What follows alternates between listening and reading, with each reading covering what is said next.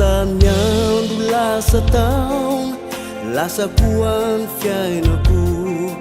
tao ny faliny misaona ny fandimby tamiko tao ny mamy ny mangidy fa ny tena tsy tantiko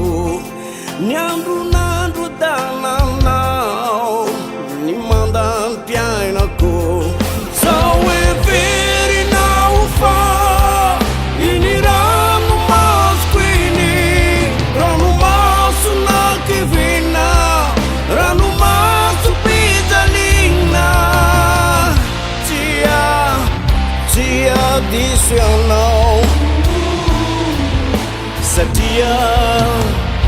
antenaiko mbola hoaviny solonao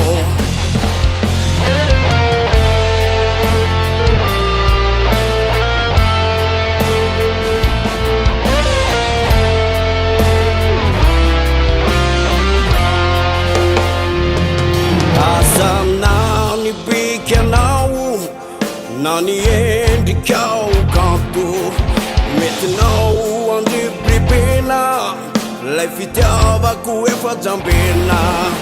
kakakakangambianao raha ilazako ny amiko efa nisy voninkazo nanasitrany ditazo sao